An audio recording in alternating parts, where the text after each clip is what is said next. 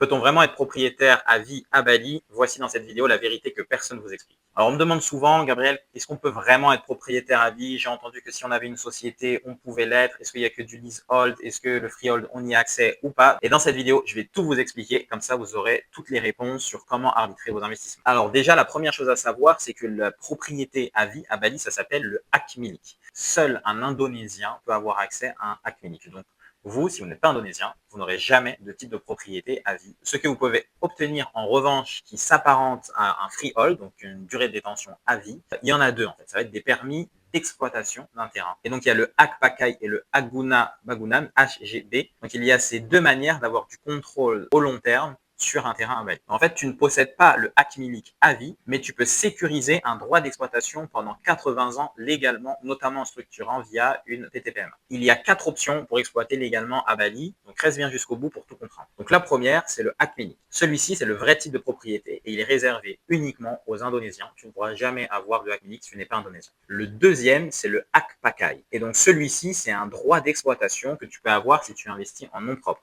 Et donc, avec ce droit d'exploitation, tu vas pouvoir, toi, y habiter, donc pouvoir y faire du résidentiel sur une durée jusqu'à 80 ans. En général, c'est 30 ans plus 30 ans plus 20 ans. Mais attention, ça ne te donne pas le droit de faire de la location courte durée sur Airbnb. Et ce montage-là, il est valable uniquement si tu as un visa approprié. La troisième structure, c'est le hak sewa. Donc, c'est une sorte de leasehold, donc un droit d'exploitation sur une durée déterminée, souvent de 25 à 30 ans avec des conditions de renouvelabilité. Et en fait, tu as un droit contractuel via un bail notarié. Et en 2026, la location courte durée, elle devient de plus en plus réglementée et donc ça va être de plus en plus difficile d'utiliser ce statut-là pour pouvoir faire de la location courte durée. Mais en tout cas, tu pourras exploiter en location longue durée via ce modèle. Le quatrième modèle, qui est le plus sécurisé et celui que je recommande, c'est d'avoir une combinaison entre le montage d'une société, donc une PTPMA, qui est la seule société qui est capable d'avoir des investisseurs avec des capitaux étrangers, donc sans indonésien au capital, que tu vas combiner à un Haguna Bagunan, donc HGB, et tu vas pouvoir louer légalement tes biens du moment qu'ils soient évidemment dans une zone qui le permet d'avoir construit dans les règles de l'art. En tout cas, en termes de structure juridique pour pouvoir exploiter, c'est la meilleure combinaison aujourd'hui sur le long terme. Et alors, du coup, tu me diras, est-ce qu'avec ce montage-là, est-ce que je peux avoir du coup une durée de détention à vie? Eh bien, c'est là où c'est encore spécifique et la réponse, malheureusement, c'est non. Aujourd'hui, si tu n'es pas indonésien, tu ne peux pas avoir de durée de détention de manière illimitée dans le temps. Avec ce montage-là, tu peux sécuriser 80 ans d'exploitation. Et en fait, ce qui va se passer, c'est que le hak milik, donc le type de propriété, il va être converti donc en HGB, donc Haguna Bagunan. Et ce qui va se passer, vu que tu as eu à acheter un terrain en freehold pendant cette période-là, si tu le revends à un Indonésien, lui pourra faire la conversion inverse et de repasser de ce HGB vers un hak milik et lui récupérer la propriété du terrain. Mais in fine, si tu n'as pas un Indonésien, tu peux le revendre à, disons, un Australien, par exemple. Il va récupérer ce titre convertible qui, si lui le revend à un Indonésien pourra récupérer le titre de propriété à vie sur ce terrain. En revanche, en tant que non-indonésien, tu ne pourras jamais avoir de hak milik, qui est aujourd'hui la seule manière d'avoir un terrain de manière illimitée sur Bali. Voilà, donc aujourd'hui, ce que tu dois retenir, c'est que tu as 2 voies légales pour pouvoir acheter correctement de l'immobilier à Bali. La première, c'est si tu souhaites acheter ta résidence principale pour y vivre, avoir un visa local, dans ce cas-là, tu vas pouvoir utiliser le hak pakai. Et ensuite, si tu veux investir dans l'immobilier à distance, soit pas ta résidence principale, mais soit un investissement, dans ce cas-là, tu dois avoir un combo avec une PTPMA et le HGB sur le freehold, donc qui est le hak milik converti en HGB.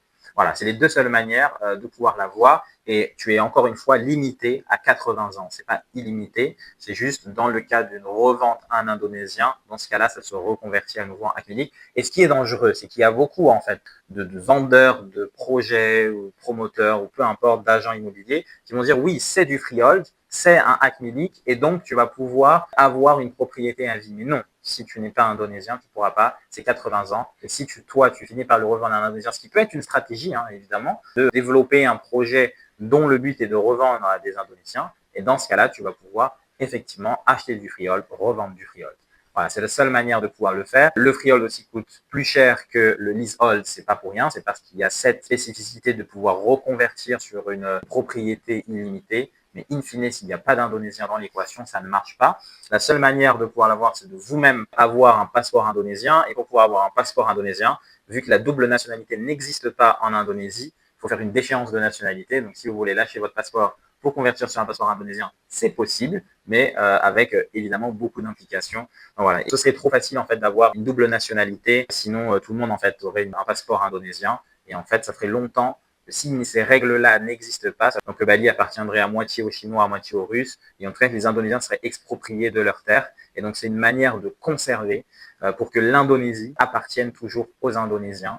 On peut venir en Indonésie pour pouvoir faire son business, développer des projets, participer localement, mais on ne peut pas exproprier les Indonésiens de leurs terres. Et pour ça, c'est une très bonne chose. Il faut juste connaître les règles, jouer avec, développer de bons projets, se faire accompagner correctement sur vos projets. Et dans ce cas-là, vous pourrez réussir vos projets sur Bali. Et donc voilà, je recevais beaucoup de questions sur ce sujet, donc il était temps de faire une mise au point et de vous donner tous les éléments pour que vous puissiez du coup arbitrer correctement, avoir des éléments aussi quand vous discutez avec vos interlocuteurs, promoteurs, agences, notaires, etc. C'est hyper important de vous former correctement, d'avoir ces notions-là qui sont fondamentales pour pouvoir arriver à réussir vos projets sur Bali sans vous faire avoir. Parce que comme je l'ai dit, les problèmes n'arrivent jamais à la signature, ils arrivent à l'exploitation. Sauf qu'à la signature, il y a beaucoup de monde ici qui vous tourne autour. Et à l'exploitation, il n'y a plus personne, vous êtes tout seul. Donc faites-vous correctement accompagner pour ne pas vous retrouver dans ce genre de situation. Et je vais partager du coup, à nouveau plein de vidéos de ce type sur ma chaîne YouTube. Donc abonnez-vous, je mets le lien de mes réseaux sociaux juste en dessous, mon compte LinkedIn, mon compte Instagram, je partage des contenus tous les jours là-bas. Je poste tous les jours sur l'investissement immobilier à l'international et notamment à Bali, sur nos projets, nos investisseurs, les témoignages, ce qu'il faut savoir, ce qu'il faut éviter, attention aux vendeurs de rêves, comment avancer, les règles d'arbitrage de patrimoine, bref, plein de choses aujourd'hui pour que vous puissiez sécuriser correctement votre argent quand vous êtes dans une démarche où vous voulez investir dans l'immobilier à l'international et comment le faire correctement. Voilà, abonnez-vous, suivez-nous sur les réseaux et je vous dis à très bientôt, c'est Gabriel. Ciao.